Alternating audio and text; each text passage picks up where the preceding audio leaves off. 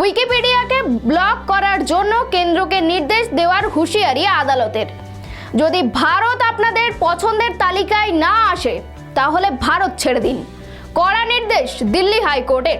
শুধু তাই নয়, আদালত অবমাননার অভিযোগ তুলে কড়া সুরে জানানো হয়েছে এভাবে চললে কেন্দ্রকে নির্দেশ দেওয়া হবে উইকিপিডিয়াকে ব্লক করার জন্য। গোটা ঘটনার সূত্রপাত এক মানহানি মামলাকে কেন্দ্র করে। অন্যান্য একাধিক সংস্থার পাশাপাশি সংবাদ সংস্থা এনআই এর প্রোফাইলে রয়েছে উইকিপিডিয়া। অভিযোগ, সেখানে তাদের সম্পর্কে এমন কিছু তথ্য যোগ করা হয়েছে যা শুধু অপমানজনক নয়, অত্যন্ত আপত্তিকর। সরকারের পৃষ্ঠপোষক বলে অভিযোগ করার পাশাপাশি এনআই প্রসঙ্গে সেখানে লেখা হয়েছিল বর্তমান সরকারের প্রোপাগেন্ডা টুল বা অপপ্রচারের অস্ত্র।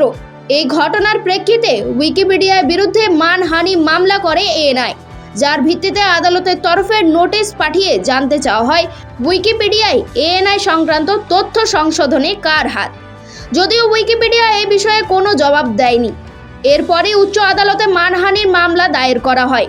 সেই মামলায় উইকিপিডিয়ায় আইনজীবী বলেন, আমরা কিছু তথ্য ইতিমধ্যেই দিয়েছি, তবে সংস্থার তরফে কাউকে আদালতে পেশ করতে আমাদের কিছুটা সময় দেওয়া হোক, কারণ আমাদের সংস্থার কাজকর্ম ভারত থেকে পরিচালিত হয় না। এই মন্তব্যে ক্ষুব্ধ হন বিচারপতি নবীন চাওলা। এর আগে এই ধরনের যুক্তি পেশ করা হয়েছে আপনাদের তরফে, যা কোনোভাবেই গ্রহণযোগ্য নয়। পাশাপাশি আদালত আরও জানায়, আপনাদের বিরুদ্ধে আদালত অবমাননার অভিযোগ ব্যবস্থা নেব। এই মামলায় এই যুক্তি গ্রহণযোগ্য নয় যে উইকিপিডিয়া ভারত থেকে চলে কি না। এখানে আপনাদের ব্যবসা বন্ধ করে দেব, সরকারকে নির্দেশ দেব উইকিপিডিয়াকে ব্লক করে দেওয়ার জন্য।